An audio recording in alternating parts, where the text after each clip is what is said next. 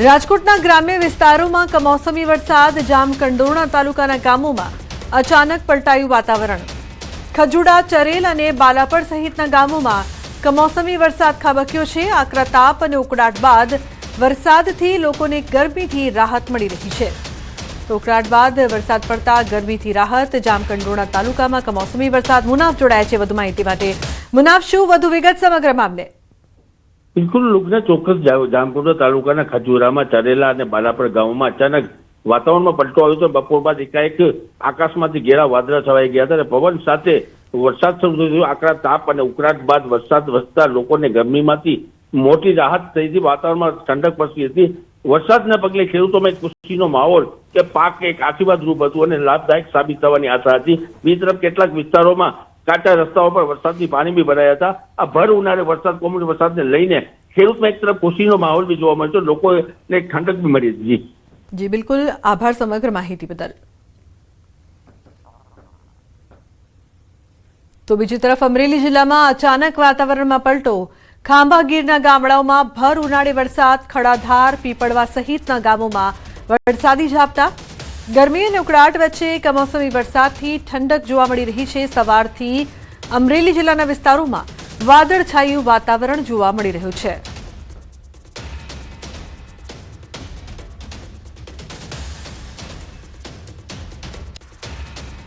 તો દાહોદ જિલ્લામાં આજે વહેલી સવારથી જ વાતાવરણમાં જોરદાર પલટો જોવા મળ્યો છે। કાળઝાળ ગરમી વચ્ચે અચાનક ત્રાટકેલા તોફાની વરસાદે સમગ્ર જિલ્લામાં તારાજી સર્જી છે। ક્યાંક મકાન ધરાશાયી થયા છે તો ક્યાંક વીજ પુરવઠો ખોરવાતા લોકો મુશ્કેલીમાં મુકાયા છે। સુખસરમાં એક સામાજિક કાર્યક્રમમાં આયોજન કરવામાં આવ્યું હતું, પરંતુ કુદરતને કંઈક અલગ જ મંજૂર હતું। કાર્યક્રમ શરૂ થાય તે પહેલા જ પ્રચંડ પવન સાથે વરસાદ ત્રાટક્યો હતો। પવન એટલો તેજ હતો કે કાર્યક્રમ માટે બાંધવામાં આવેલા મોટા ટેન્ટ પત્તાની જેમ ઉડી ગયા હતા। અચાનક આવેલી આફતના કારણે મંડપમાં હાજર લોકોમાં અફરાતફરી મચી ગઈ હતી। અંતે પરિસ્થિતિને જોતા સમાજ દ્વારા આખો કાર્યક્રમ કેન્સલ કરવાની ફરજ પડી હતી। બીજી તરફ ફતેપુરા તાલુકાના લીમડિયા ગામમાં વરસાદે કહેર મચાવ્યો છે। તોફાની પવન સાથે વરસાદ ખાબકતા એક મકાનનો ભાગ ધરાશાયી થયો હતો।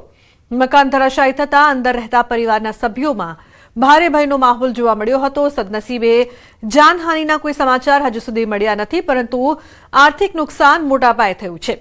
તો ઝાલોદ વિસ્તારમાં પણ પવનની ગતિ એટલી પ્રચંડ હતી કે માર્ગો પર આવેલા અનેક વૃક્ષો અને વીજપોલ જમીનદોસ્ત થઈ ગયા છે। વીજપોલ ધરાશાયી થવાના કારણે અનેક વિસ્તારોમાં વીજ પુરવઠો ઠપ થઈ ગયો છે।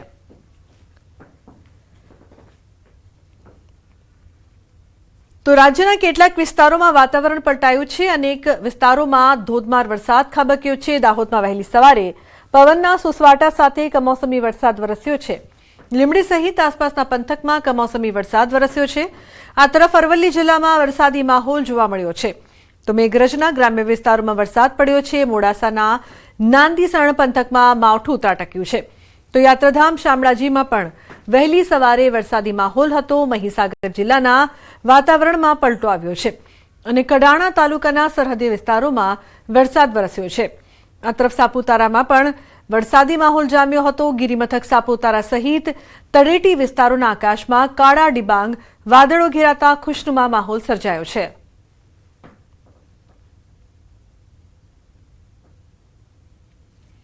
સાંજે 7 વાગ્યા સુધી રાજ્યમાં વરસાદનું યલો એલર્ટ છે। 13 જિલ્લામાં વરસાદનું યલો એલર્ટ છે। કચ્છ, રાજકોટ, અમરેલી, ભાવનગરમાં આગાહી। ગીર સોમનાથ, બોટાદમાં વરસાદની આગાહી। તો બનાસકાંઠા, સાબરકાંઠા, નર્મદા, તાપીમાં પણ આગાહી। નવસારી, ડાંગ અને વલસાડમાં વરસાદની આગાહી કરવામાં આવી છે। તો 13 જિલ્લામાં વરસાદનું યલો એલર્ટ આપવામાં આવ્યું છે। નવસારી, ડાંગ, વલસાડમાં પડી શકે છે વરસાદ। 7 વાગ્યા સુધી રાજ્યમાં વરસાદનું યલો એલર્ટ આપવામાં આવ્યું છે। તો 13 જિલ્લા માટે વરસાદનું યલો એલર્ટ અપાયું છે। ઉલ્લેખનીય છે કે કચ્છ, રાજકોટ, અમરેલી અને ભાવનગર માટે પણ આગાહી કરવામાં આવી છે। બીજી તરફ ગીર સોમનાથ, બોટાદમાં વરસાદની સંભાવના રહેશે। તો બનાસકાંઠા, સાબરકાંઠા, નર્મદા અને તાપી માટે પણ આગાહી। તો 13 જિલ્લામાં વરસાદનું યલો એલર્ટ રહેશે। 7 વાગ્યા સુધી માટે આગાહી છે। કયા કયા વિસ્તારોમાં વરસાદ વરસી શકે છે, યલો એલર્ટની આગાહી છે, તેના પર જો નજર કરીએ તો ગીર સોમનાથ, અમરેલી, રાજકોટ અને કચ્છમાં વરસાદ વરસી શકે છે।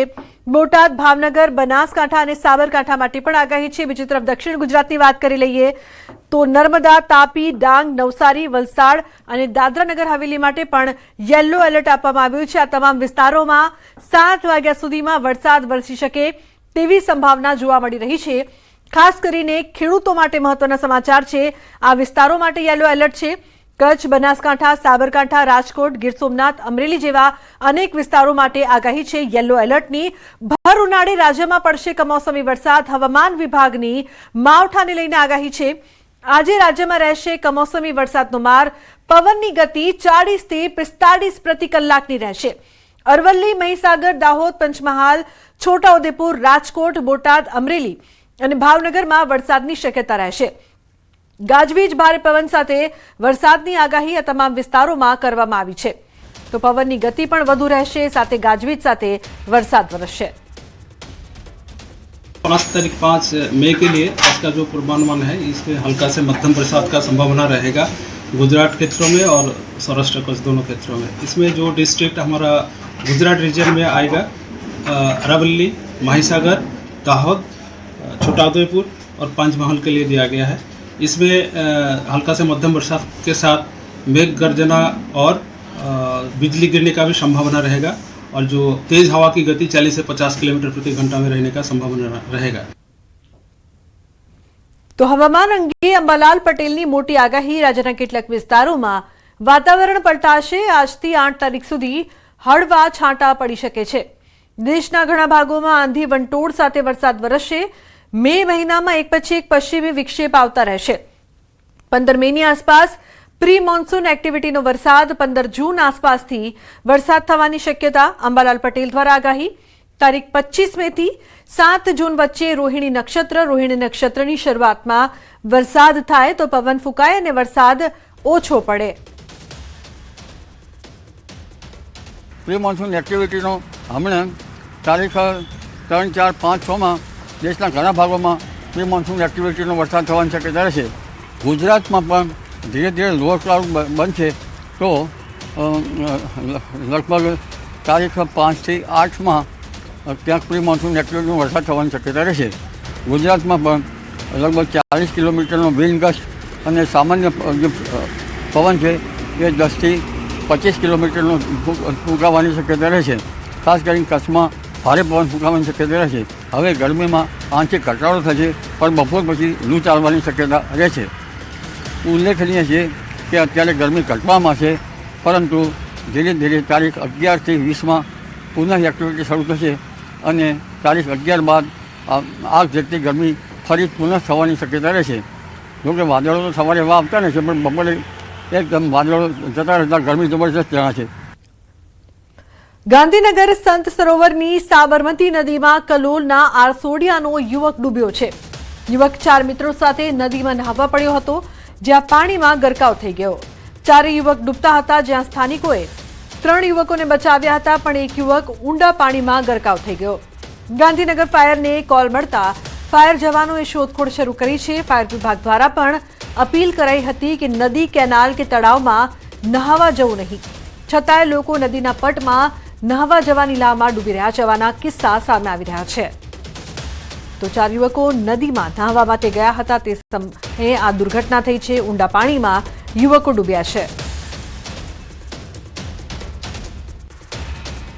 બોડેલીમાં મગની ખેતી કરતા ખેડૂતોને વધુ એક આર્થિક ફટકો પડ્યો છે।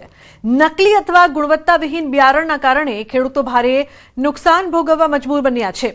મોરકલા ગામના ખેડૂતોનું કહેવું છે કે 2 મહિના પછી પણ પાકમાં શીંગો લાગ્યા નથી।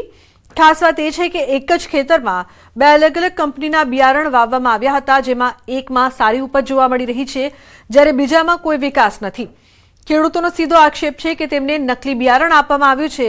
હાલ ખેડૂતો તંત્ર પાસે નિષ્પક્ષ તપાસ અને જવાબદારો સામે કડક કાર્યવાહીની માંગ કરી રહ્યા છે। બિયારણ તો દાણા નીકળ્યું છે ને અમે ખેડૂત કર્યું છે નાખ્યું છે બીજ તો બીજ બી ઉગતામાં કમ્પ્લીટ વેરાયટી સારી હોય તો નીકળવું જોઈએ ને। તો અમારે કહેવાનો મતલબ છે કે અમને ખેડૂતોને ઉપરથી દેવેદાર અમે થઈ જાય ને આખું ખેતર બગડી ગયું, પીડા પાલ પડી જાય, દેવેદાર લોકો થઈ જાય ને અમને ઉપરથી સામેથી ધમકી આપે છે તમારે કેસ કરવો હોય જે બી કરવો હોય કરી દો। એવી રીતે અમને ધમકી આપે છે। હું મારા ખેતરમાં મગનું વાવેતર કરવા માટે માર્ચ મહિનામાં મોરખલા કૃષ્ણા ટ્રેડર્સમાંથી મગનું બિયારણ લાવ્યો હતો। ટીબી સુપર એસોસિએટેડનું એ બી હતું, એક થેલી 1 કિલોના 280 રૂપિયા, પણ એ બિયારણ બિલકુલ ખરાબ જણાયું। ઉગતામાં પીળા થઈ ગયા। અમે બીજું બિયારણ મારા ખેતરમાં લગોલગતાથી જ ચાલુ કરેલું છે, તેમાં કોઈ નુકસાન નથી, અને આ બિલકુલ ક્વોલિટી આખી ખલાસ થઈ ગઈ અને સિંગ ફળ ફૂલ આવતું નથી। કૃષ્ણા ટ્રેડર્સ વાળા ભાઈ એવું કે છે કે મેં જ્યાંથી કંપની લાવ્યો તો એ કંપની વાળો ફોન નથી ઉપાડતો, એ અમેરિકા છે, એ ત્યાંથી જવાબ નથી આપતો, તો હું તમને શું જવાબ આપું? કારણ કે અમારો તો આ બધું નુકસાન જ થઈ ગયું છે। લગભગ 6 કે 7 હજાર વીઘા તે અમારો ખર્ચ થઈ ગયો છે અને 18 વીઘાનો વાવેતર છે। હવે એ હિસાબથી અમારે તો લગભગ કરજ થઈ ગયું છે એવું લાગે છે, ને જે અમારી માંગણી છે કે ભાઈ અમને ખર્ચો આપો, 6 કે 7 હજાર રૂપિયા વીઘાથી ખર્ચો તમે આપો, અમને આખું પાકનું વાવેતર તો નથી જોઈતું, પણ ખર્ચો જે લાગેલો છે એ આપો, અને પાકનું આપે તે તો અમને અમારા લીધે બહુ સારું કહેવાય। બીજી તરફ ખેડૂતોનું કહેવું છે કે વેપારીએ પણ તેમને ઉદ્ધત જવાબ આપતા કહ્યું કે જે બિયારણ આપ્યું તે થેલીમાં મગનું બિયારણ તો નીકળ્યું ને અમે તો બિલથી બિયારણની ખરીદી કરીએ છીએ, તમારે ફરિયાદ કરવી હોય તો કરી શકો છો। આ સાંભળીને ખેડૂતોમાં રોષ ફાટી નીકળ્યો છે। જો કે ન્યૂઝ 18 ગુજરાતીએ જ્યારે વેપારીને સવાલ કર્યો તો ભાઈ ઠંડા પડી ગયા અને પોતાનો બચાવ કર્યો। હા, તો એ મેં કીધું ને કે એમાં બિયારણ વીક હોય, બિયારણ જે યલો મોઝેક ટોલરન્સ ના હોય, આજે અમે 5-6 વર્ષથી આ બિયારણ વેચતા હતા, એમાં આ પ્રોબ્લેમ નહોતો આવતો। આ 6ઠું કે 7મું વર્ષમાં એમાં પ્રોબ્લેમ આવ્યો છે, તો એની વેરાયટી એ વીક પડી હોય, એના લીધે એને ઉપર એટેક થયો હોય વાયરસનો, યલો મોઝેક વાયરસ લગભગ બધા ખેડૂતોને આવી ગયેલો છે। છોટાઉદેપુર જિલ્લાના ખેડૂતો વારંવાર આકાશી આફતનો સામનો તો કરી રહ્યા છે અને ખેડૂતો બેઠું થવાનો પ્રયત્ન પણ કરી રહ્યા છે, પરંતુ હું જ્યાં ઊભો છું તે બોડેલી તાલુકાના કુંડી ઊંચા કલમનો વિસ્તાર છે, અને જે ખેડૂતે પોતાના ખેતરની અંદર જે વાવેતર કર્યું છે, મગ જે કર્યા છે, આપ જોઈ શકો છો કે જે ખેતરની અંદર જે રીતે મગનું વાવેતર કર્યું છે તેમાં એકદમ તંદુરસ્ત જે મગ જે છોડ છે તે આવી ગયા છે, પરંતુ આ એ જ ખેડૂત છે કે જે ખેડૂતે બજારમાંથી બિયારણ લાવી અન્ય બાજુની અંદર જે ખેતીની અંદર જે ખેતી કરી છે, આપ જોઈ શકો છો કે જે મગની ખેતી છે તેમાં પીળા થઈ ગયા છે છોડ, એટલે ચોક્કસથી આજે ખેડૂતો જે આક્ષેપ કરી રહ્યા છે કે અહીં જે બિયારણ જે આપવામાં આવ્યું છે તે નકલી હોય તેવો દાવા કરી રહ્યા છે। આમ તો આ વિસ્તારના એક ખેડૂત નથી, અનેક ખેડૂતો છે। આ 10 વીંગાની અંદર ખેતી કરવામાં આવી છે અને આ 10 વીંગાના ખેતરની અંદર તમામ જે છોડ છે પીળા પડી ગયા છે, જે મગ આવવા જોઈએ તે મગ આવ્યા નથી। વલસાડના ધરમપુર અને કપરાડા તાલુકાના અંતરિયાળ